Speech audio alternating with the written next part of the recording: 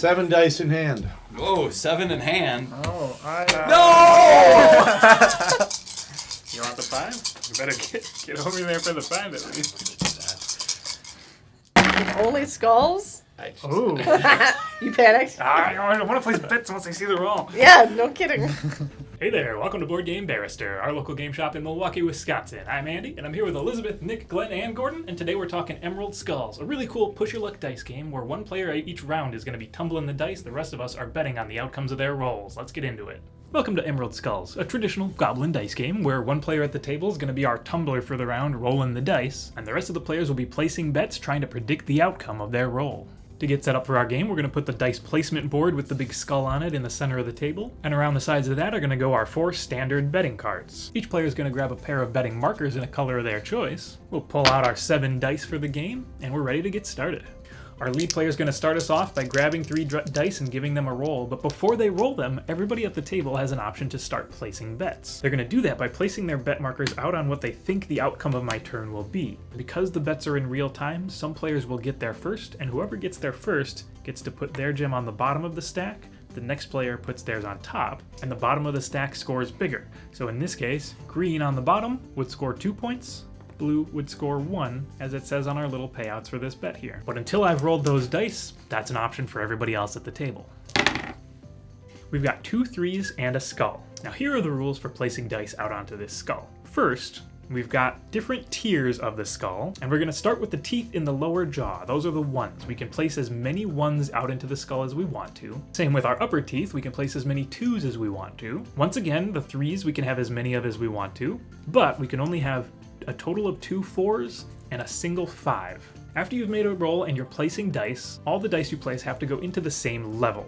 So with my roll of 2 3s and a skull, I could actually place all of these in the 3 since the skull is wild, and if I've placed all my dice, that's going to end my turn. But I want to try for something better, so I'm going to place my 2 3s in the same level as each other, and then move on from there by rolling again. And remember, anytime I'm holding a die and about to roll it, everybody else at the table can continue to place bets now that they know more about the shape my turn is taking. Alright, I rolled a 2, which is actually quite bad for me, because there's one extra rule in placing dice, and that is that when you are placing dice after a fresh roll, you can only place dice in a level where you've already played dice or a higher level. So since I've already advanced to the 3s and I don't already have anything in the 2s, I am not allowed to place this 2. And if you can't place at least 1 die after your roll, then you bust out. So now seems like a fantastic time to talk about the 5 different outs in the game. First up is the bust out, which means I made a roll and was not able to place at least 1 die from that roll. A bust out ends in no points for the tumbler, but it can end up in points for the players making bets because bust out is an option you're allowed to bet on. Next up is a chicken out, when the tumbler chooses not to make a re-roll because they think they're too likely to bust out. So if I had placed these 2 3s here and instead of re-rolling this die said I'd like to stop there, I'm chickening out, then my turn would end in a chicken out. A gem out means the active player was able to play one of their dice on that top gem in the forehead, but that they haven't played all of their dice. An example of that would be if I had left one of my 3s here in the nose, made a re-roll, and rolled a 5, I could immediately gem out by placing that 5 up top. Now I still have 1 die left in my pool, which is what makes this a gem out and not a double out. A double out occurs when you place all the dice in your pool and you've hit the forehead. And that also means the last die you place has to be the forehead, because any other time you put a die there, it would just become a gem out and end your turn. And last is a run out, which means you finished your turn by placing all your dice, but you didn't hit the gem at the top. Now there's a betting option for all of these in these standard betting cards on this side of the table, and once the tumbler hits one of those outs at the end of one of their rolls, that's going to end their turn and we're going to go straight to payouts. The tumbler gets first payouts, and they're going to use these 2 charts on either side of the board to decide what payouts they get. A chicken out or a gem out will get you the lower values here on the left side of the board, whereas a run out and a double out will get you the higher values here. Now it's also worth noting that a chicken out and a run out disqualify all your skulls from scoring. And what you see next to the 3s is a reroll cube. If you turn in a reroll cube, you get to add 1 more die from the dice pool to your current roll, and then pick up the dice and begin a reroll, which opens up more bets for the other players as well. Something very important happens at the beginning of all the rest of the players' turns now, which is that they're allowed to spend some of their gears, their points for the end of the game, to be able to roll even more dice on their turn. The chart at the bottom of our board here tells you how much it'll cost you to be able to roll extra dice. 3 of our betting cards over here have special jackpot payouts for the tumbler, if they can pull them off. Pulling off the Mad Nagrash means you can take a jackpot score of 5 points per skull you have out on the board. The Grim Grin lets you take 3 points for each 1 and 2 you've played out onto the board, and the Emerald Skull straight up gives you 30 points. We're going to keep going around the table, throwing some dice, placing some bets, until a turn comes around where in the order of payouts, the last gear token is taken out of the supply. As soon as that happens, there's no more gears to go around, so we're going to call the game immediately when that happens, count up our gears, and see who has the most of them. That player is our big winner.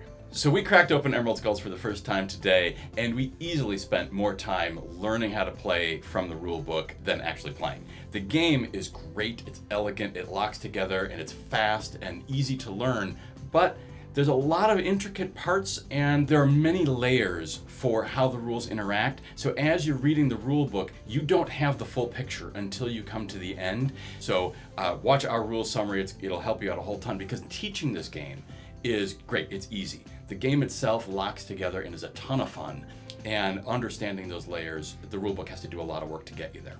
We played with 5, and that was great. 5 is a fantastic number of players. You are doing something on everyone's turn, so you're always engaged, but yet the choices that you have when you are the tumbler are different and more interesting. So I feel that 6 players is a good maximum number in my mind. There is an expansion for 7 to 8. If you love the game and you want to play more people, it'll totally handle that. But I think 3, 4, 5 is just a great number of players for this. Nice. Go for So the I have to Emerald spend Skull. 10 to get 7 dice? Yeah. You sure can. Hey, I'm shaking dice, I'm shaking dice. Whoa. Oh gosh, the Emerald Skull. Oh god, I really want to. Fine. I just like stressing you guys out. Come on, baby! On 5 or skull. A really fun part about this game is you are actually playing as much, if not more, of the game as a gambler, not when you're taking an actual dice rolling turn. So like, you think, I'm going to play the game when it's my turn, and when I'm the tumbler, I'm going to roll the dice, and that's going to be my game. Actually, a fair majority of what you're getting is happening on other people's turns, which was just surprisingly super fun. Yeah, I had the most fun when we were fighting over the same bets, when everybody wanted to make the same bet and you were sitting there with your betting tokens in hand waiting for the person to pick up the dice so you can put it down real quick. Even if it was a terrible bet, but when one person puts theirs down, everybody goes, "What? No! What if it happens?" Yeah, the person rolling the dice probably knows what they're going to go for after the first roll.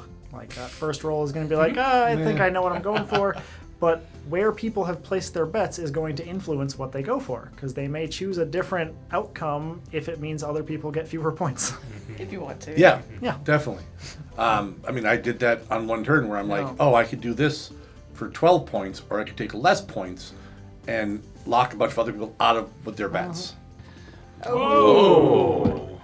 Just gonna jump out. I get no bets. It was a nice subtle balance in the early game where the end game is very abrupt. The number of players who have gotten their turns is finite, because as soon as that last player's turn ends with the gear pile of points running out, the game's over.